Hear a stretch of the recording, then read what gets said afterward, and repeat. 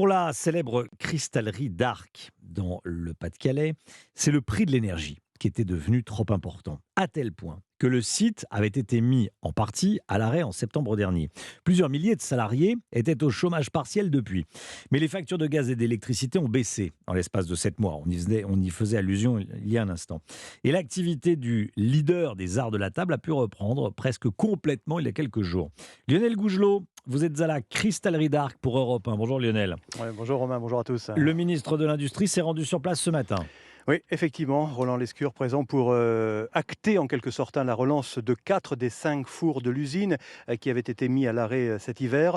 Roland Lescure qui d'ailleurs a pu échanger avec des salariés, vous allez l'entendre plutôt soulagé. Et là, vous êtes content que ça redémarre? Tout le monde est content. Ouais. Tout le monde est content. Ouais. Ça se voit sur les visages. Nous aussi, on est content d'être là quand on ouvre. On va redémarrer, on va produire, on va satisfaire nos clients. Et maintenant, il faut que ça démarre. Ah, il faut que ça démarre. Bravo en tout cas. Alors, il faut savoir qu'avec des prix de l'énergie qui avaient été multipliés par 15 à l'automne dernier, Arc International avait dû mettre en chômage partiel, vous l'avez dit, une grande partie de ses 5000 salariés. Aujourd'hui, la facture énergétique est redevenue, on va dire, plus abordable, mais encore multipliée par 8. Mais la verrerie voit en quelque sorte le bout du tunnel, selon Nicolas Holder, son directeur général. La prise des fours, c'est un très bon signal, ça encourage beaucoup les gens. On a dû faire recours au chômage partiel de manière importante au premier trimestre.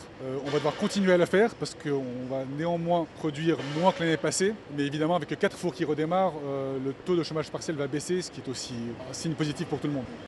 Reste que Arc International aura été fortement soutenu dans la période par les pouvoirs publics.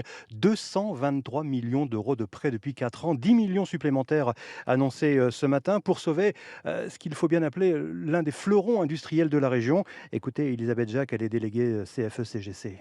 Cette boîte, s'il n'y avait pas des salariés motivés et compétents, elle ne serait plus là. Vous auriez un gros trou de 5000 emplois dans le Pas-de-Calais. Et les pouvoirs publics sont là et on les remercie. Mais ils seraient aussi emmerdés que nous de ne plus avoir d'emploi et de ne plus avoir d'Arc. Tu vois tout ce qu'on fait vivre, 40 000 personnes vivre autour de nous. Alors, il faut noter, Romain, que Roland Lescure n'a pas échappé ce matin à une interpellation des syndicats sur la réforme des retraites. Il y a eu quelques minutes de dialogue à l'entrée du site, mais un dialogue de sourds, il faut bien le dire, et la promesse des syndicats d'une nouvelle forte mobilisation ici dans la région de Saint-Omer pour la prochaine journée d'action, c'est-à-dire jeudi. Lionel Gougelot, correspondant d'Europe 1 dans le Nord, en direct avec nous dans Europe 1 midi. Merci beaucoup Lionel.